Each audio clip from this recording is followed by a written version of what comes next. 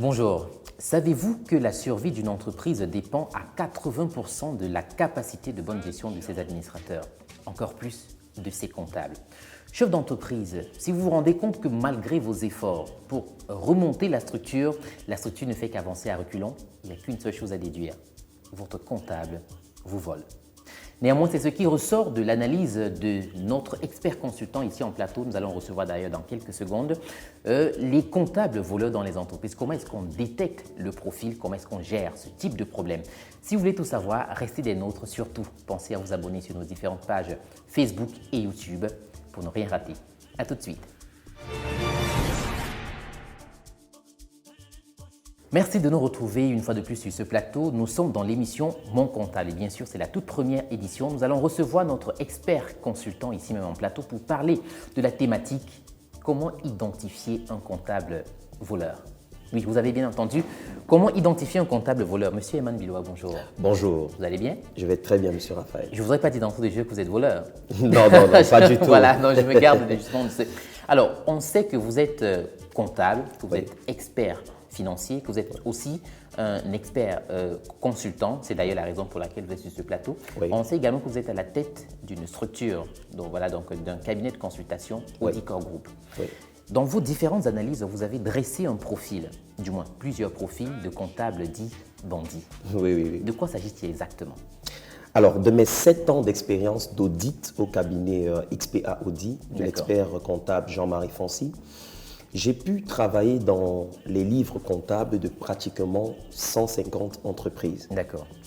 Et au sorti de là, de ces travaux d'audit, j'ai pu détecter 3 profils de comptables bandits. Mais ce sont des comptables bandits très subtils, c'est-à-dire que lorsqu'ils volent de l'argent, c'est très subtil de pouvoir détecter leur vol. Et dans cette catégorisation, nous avons dans le premier temps les comptables voleurs occasionnels ou encore des comptables voleurs par opération. Par opération. C'est-à-dire qu'ils profitent en fait d'une opération et d'une malvoyance de la part du directeur général ou de celui qui pilote l'opération pour pouvoir opérer un vol. D'accord. Et généralement, cela est tellement subtil qu'on ne prête pas attention. D'accord. Mais sauf que le vol est tellement minime que lorsqu'on le calcule à haute échelle, ça fait beaucoup d'argent. Et oui, et le second profil, justement, comme nous préparions cette émission, nous avons parlé de ce type de comptable qui est réfractaire à l'outil informatique. Réfractaire à l'outil informatique, c'est vrai qu'on n'a pas assez de temps peut-être sur cette plateforme pour développer tous les autres profils. Réfractaire à l'outil informatique, justement, ce sont des comptables qui ont peur d'être découverts. D'accord. C'est-à-dire que l'outil informatique, vous le savez très bien, révèle une certaine clarté de l'information. D'accord. Pourtant, l'outil manuel, on peut tous griffonner des choses. Ouais. Ça nous rappelle la dictée, quand on faisait la dictée encore, quand on était à l'école primaire et qu'on faussait sur une note, on pouvait rapidement faire des ratures, barrer, et voilà. Donc, quelqu'un qui est comptable et qui est réfractaire à l'outil informatique, il connote beaucoup d'interrogations. C'est un comptable voleur. C'est un comptable voleur, automatiquement. Voilà. Alors, quand nous préparions justement cette émission, vous nous parliez d'un autre type de comptable bandit, le type évolué. Oui. C'est-à-dire le type de bandit qui a muté carrément. Il s'agit de quel type de bandit dans ce cas de figure? En fait, le comptable bandit évolué, c'est la Jérôme Kerviel. D'accord. Vous savez, dans les scandales financiers, on a eu Jérôme Kerviel en France, on a eu Bernard Madoff aux États-Unis, sur la crise des subprimes, qui étaient en fait des voleurs financiers qui arnaquaient en fait les fonds du marché financier avec des petites sommes d'argent. D'accord. Ok. Donc, mais quand on vérifiait justement leurs états financiers, tout était parfaitement cohérent. Parfaitement cohérent. Donc c'est ce type de comptable-là qui est tout le temps en train de vouloir justifier toutes les opérations de l'entreprise. Même l'injustifiable. Même l'injustifiable. Il est capable même de vous apporter la facture d'un bonbon de 50 francs pour vous montrer qu'il est réglo, pour vous montrer qu'il est cohérent et pour vous montrer qu'il est limpide dans sa gestion. Mais en réalité, en back-office, il y a des opérations qui traitent en réalité, qui sont des pièces réelles de la vie réelle en fait de l'entreprise. Permettez-moi la tautologie, mais c'est important de préciser ça parce que derrière, ils font des choses mais ils essayent de justifier justement le gap de montant qu'ils ont volé avec d'autres pièces qu'ils montrent à leur directeur Oui, mais général. peut-être avant de passer à la prochaine question, je voudrais que l'on relève justement une petite remarque. Oui. Est-ce que pour la justification des opérations qui sont faites dans une entreprise par un comptable, est-ce que c'est toujours une sorte de preuve que ce comptable est bandit? Je veux dire, est-ce que c'est mauvais toujours de justifier? Non, ce n'est pas mauvais de justifier. D'ailleurs, même qu'une comptabilité qui est bien tenue a 3 règles. La première règle, c'est qu'elle doit être probante, c'est-à-dire basée sur des pièces justificatives. La deuxième règle, c'est qu'elle doit être régulière, appuyée sur les normes en vigueur, le droit en vigueur. Parce qu'il faut savoir, la comptabilité, c'est du droit, mais chiffré. Et la dernière, c'est qu'elle doit être sincère, c'est-à-dire qu'elle va refléter la fidélité du patrimoine, c'est-à-dire des biens et des dettes de l'entreprise. D'accord. Mais ce qui se pose, c'est que lorsqu'on justifie trop, même l'injustifiable, ça commence à donner des points d'interrogation. Ça devient C'est de ça suspect. qu'il s'agit. Alors, puisqu'on parle justement de ces opérations qui concourent littéralement donc, au vol dans les entreprises, Oui. est-ce que le comptable qui est mis au devant de la scène comme étant la victime principale, ou du moins, permettez que je cherche un peu l'expression, je veux dire, le sujet principal, est-ce que derrière, il n'y a pas des personnes qui pilotent ce monsieur ou alors cette dame à poser de telles opérations? Déjà, il faut savoir qu'en réalité, la comptabilité est un système. Vous voyez, c'est un système. Ce qui veut dire que s'il y a vol, automatiquement, dans un certain maillon du système, il y a eu des complots. Automatiquement. Il y a une conspiration, comme on dit souvent. Et chez nous, on dit souvent qu'on ne peut pas attacher un fagot de bois avec une seule main. Donc, automatiquement, il y a toute une chaîne. Je peux, par exemple, prendre le cas d'une facture, peut-être qu'on devait payer à 1 million, et on se retrouve en train de la payer à 3 millions, exemple de surfacturation, qui est un système de vol. Automatiquement, la secrétaire qui s'occupe de la caisse, forcément, va signer la pièce de caisse. Et donc, elle est au courant. On va lui dire que dans les 1 million qui seront en surplus, tu as tes 50 000 et tu te tais.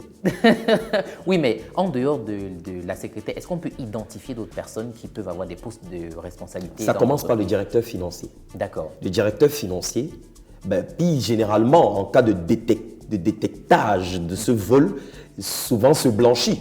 Parce qu'il va vous dire, c'est pas moi qui passe les écritures, allez voir mon comptable. Vous voyez un peu. Okay. En fait, le comptable devient le malheureux de l'histoire parce que c'est lui qui a en réalité le suivi des pièces et c'est lui qui passe les écritures comptables. Donc, lorsque l'auditeur vient vérifier l'information, automatiquement, il va d'abord se poser la question au DAF et le DAF, ils ont tous ces réflexes. Il va se rabattre sur le comptable pour dire en réalité c'est lui qui a passé cette opération. Et pendant que l'auditeur est chez le comptable, le DAF fait tout pour se corriger et vous donner une nouvelle balance, puis généralement qui est le contraire de l'information qui était de l'autre côté. Et il vous dit, en fait on a corrigé l'erreur que le comptable a faite. En réalité, il n'a même pas commis d'erreur. Voici la vraie information. Donc, mais voilà. Ça c'est bien dommage. Alors puisqu'on parle d'audit, est-ce qu'un comptable a le droit de choisir qui va venir auditionner son travail? Si je vous demandais entre votre mère et un militaire pour venir vous contrôler, qu'est-ce que vous me répondrez, monsieur Raphaël? Je choisirais ma mère. Bien sûr, automatiquement. Oui, bien parce qu'elle sera tendre avec vous, elle va se rappeler quand elle vous donnait du lait quand vous étiez petit. Voilà. Donc en réalité, un comptable n'a pas le droit de choisir celui qui le contrôle. D'accord. Il ne devrait même pas savoir qu'on est en train de venir le contrôler. C'est la raison pour laquelle on a ce qu'on appelle en audit les contrôles inopinés. D'accord. C'est-à-dire sans encore de s'entendre. Okay. C'est de ça qu'il s'agit. Alors, on poursuit justement dans le cadre de cette émission en parlant cette fois-ci de ce qui peut pousser des personnes donc, au sein de l'entreprise à poser de telles actions, en l'occurrence le comptable. Qu'est-ce qui peut être à l'origine de ce genre d'agissement?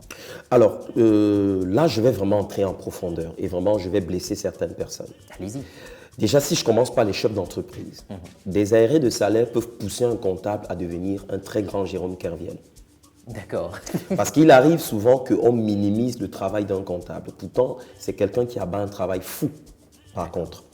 Autre chose aussi, c'est que l'absence d'un directeur général dans le suivi et la tenue des informations comptables peut pousser le comptable à se dire « Ah, donc il est ignorant de cet aspect des opérations, je peux me faire mon industrie. » Libre champ. Oui. Libre champ. Et on a des comptables qui sont en fait des patrons des chefs d'entreprise sur le plan comptable, entre guillemets. Des patrons des chefs d'entreprise. Bien sûr. Des comptables qui emploient leur propre patron. C'est ça.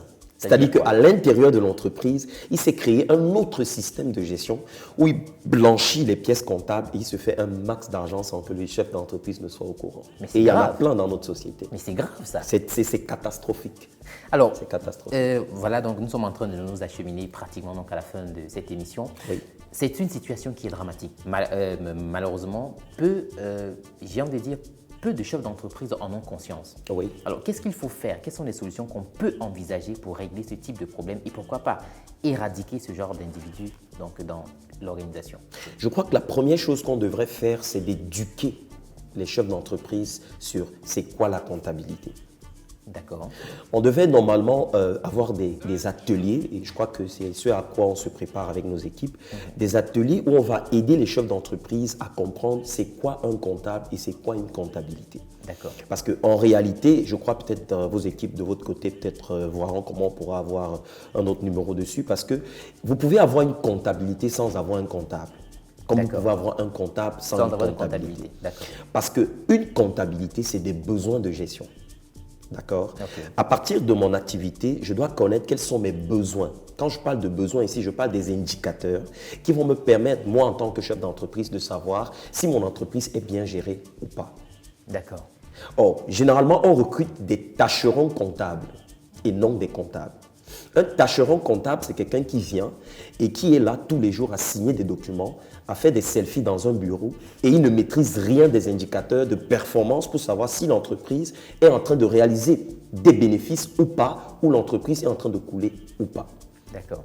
Donc, on devait éduquer les chefs d'entreprise dans un premier temps. Dans un deuxième temps, on devait avoir ce qu'on appelle des manuels de procédure, qui sont des documents qui aident les chefs d'entreprise à connaître à quel moment ils doivent avoir certains rapports avec certains indicateurs pour maîtriser le pilotage de leurs entreprises.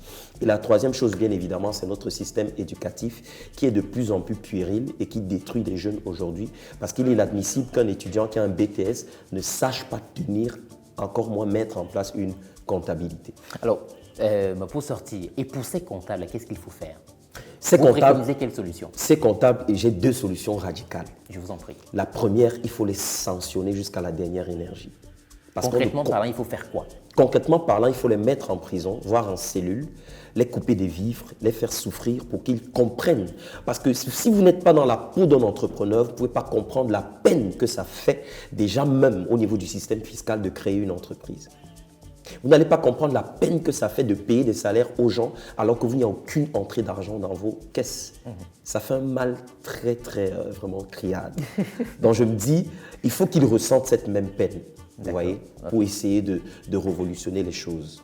Donc c'est un peu ça. Merci pour votre passage sur ce plateau, M. Je vous en prie. On va vous raccompagner justement en rappelant aux téléspectateurs, si vous avez besoin de plus d'informations sur cette question qui est devenue malheureusement une véritable gangrène pour de nombreuses entreprises, rapprochez-vous tout simplement du cabinet de consultation Audicor Group et vous aurez toutes les réponses.